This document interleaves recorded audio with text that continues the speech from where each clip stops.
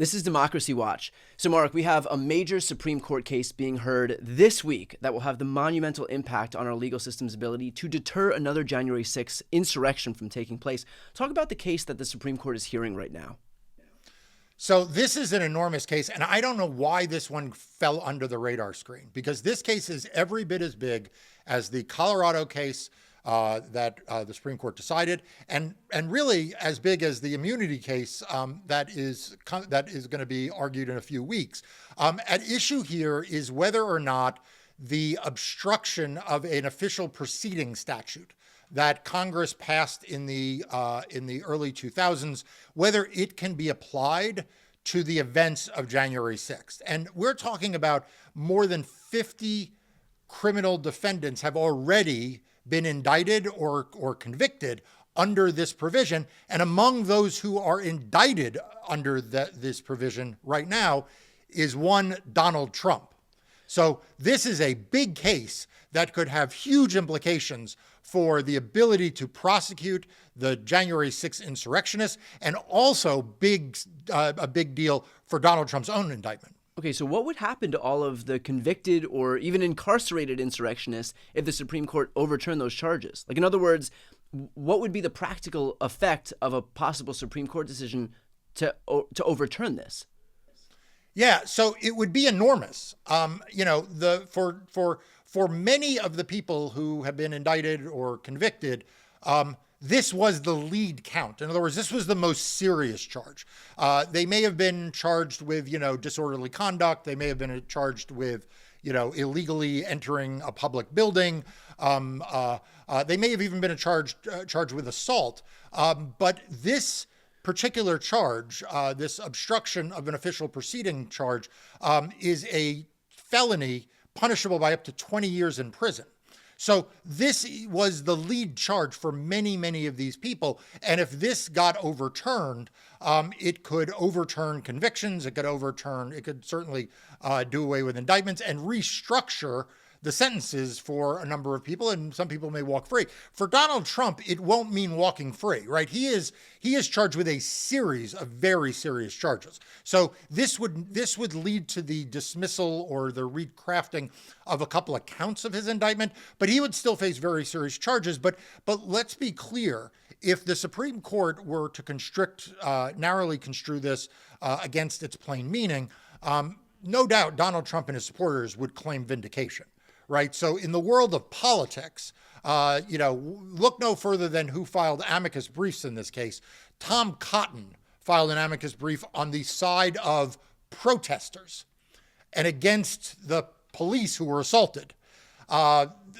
He's represented by Stephen Miller, who is siding with the protester side and against the police and law and prosecutors. So there's no question about how the right wing sees this politically. Yeah, and also no question about the extent to which Republicans have employed the Supreme Court to act as a cudgel against all of these charges that Donald Trump is contending with in the legal system right now, from this absurd notion of presidential immunity, that the president has carte blanche to commit criminal activity while in office, to this, where they're trying to kind of undermine one of the principal charges that's pending against Trump right now.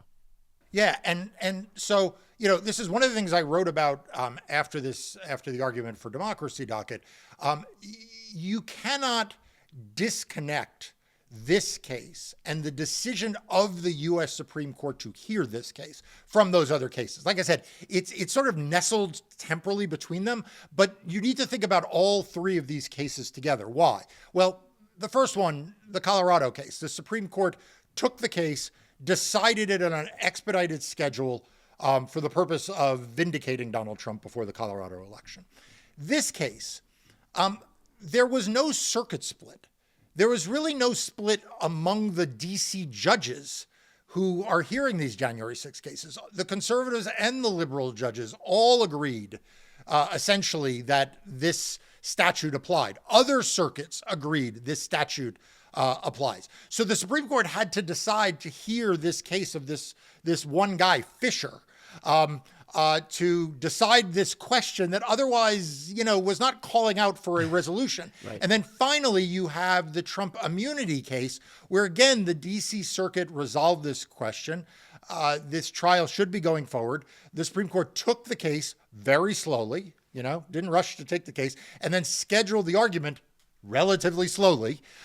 So in each of these three cases that sort of touches on Donald Trump, you can't help but feel like the Supreme Court is sort of putting its thumb on the scale. And if you listened to the arguments, who were the people who were most concerned about protesters? And literally, they were talking about, well, what would this mean for the people who shut down the bridge, the Golden Gate Bridge? Well, it's hard to imagine that Justice Alito and Justice Thomas and Justice Gorsuch were really deeply concerned that there would be overcharging of the protesters who shut down bridges, or who protest outside the Capitol, or who may from time to time interrupt a congressional hearing.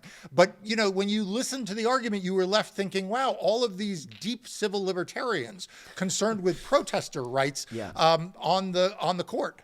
Yeah, where were these guys when they could have been Black Lives Matter champions? During those protests, suddenly they've come around. And again, I think you have to look at the Supreme Court's docket holistically. There's another case, which I'm hoping in a future episode we're going to be able to talk about, out of the Fifth Circuit, where the Fifth Circuit has said that the organizer of a protest, in that case, a Black Lives Matter protest, could be civilly liable because one person in the crowd threw a brick or a bottle or something and injured a police officer.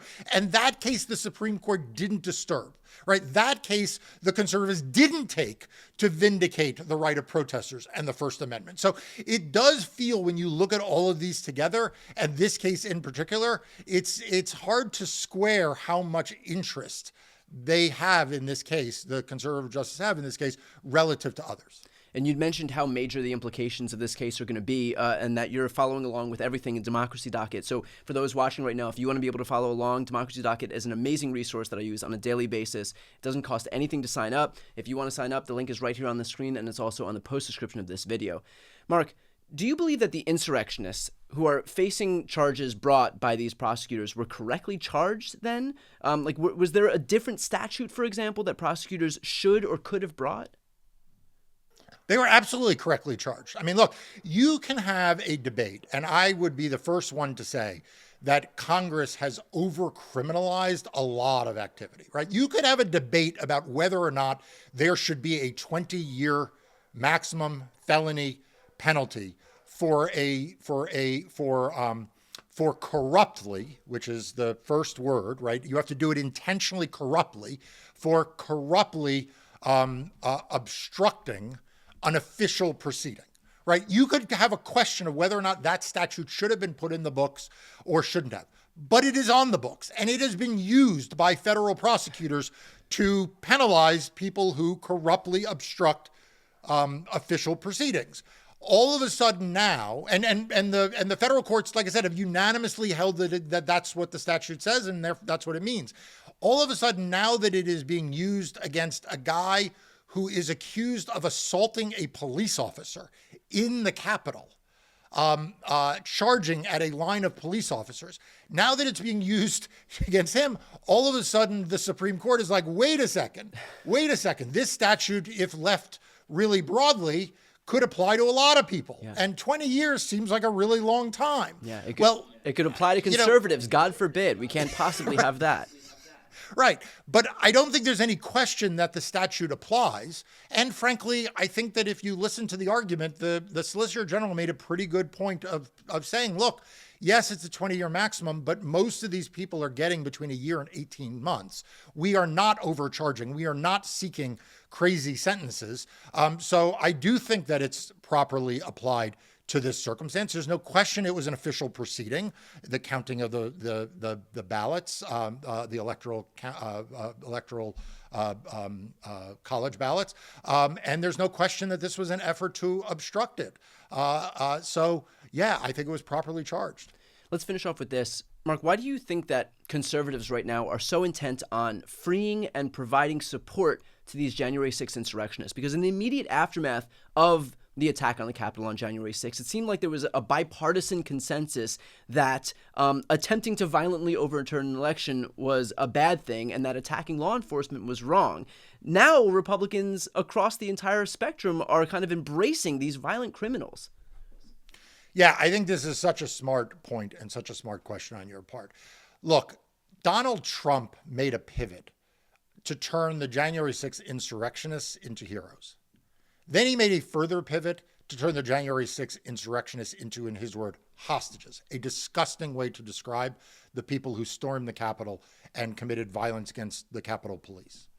But once he did that, the rest of the Republican Party followed suit because, as they always do, no matter how outrageous a claim that Donald Trump makes, no matter how absurd a factual assertion he makes, no matter how indecent and obscene a nod of the head to insurrectionists may be, the rest of the Republican Party follows suit. And you cannot understand this case and what's going on in the Supreme Court as it considers it to not realize that underlying the charges and the hearing about this one guy named Fisher is the fact that not only is Donald Trump charged under the same statute, but he has interwoven the cause and the stories of the insurrectionists who have been charged under this statute to turn them into heroes, to turn them into hostages. So as the justices of the Supreme Court retire to their chambers and consider what they want to do in this case, it is not just what it will mean for Mr. Fisher. It is not even what it will mean for the two counts of the indictment against Donald Trump. It is whether or not they are going to lend support, lend fuel to Donald Trump as he turns these criminals into heroes and turns our prosecutors into hostage takers. It is obscene, it is indecent, and the Supreme Court should never bless this. Perfectly put. We'll leave it there. Of course, again, for those watching right now, if you want to support the invaluable work that Marc and his team do, please sign up for Democracy Docket. The link is right here on the screen. It's also in the post description of this video. I'm Brian Tyler Cohen. I'm Marc Elias. This is Democracy Watch.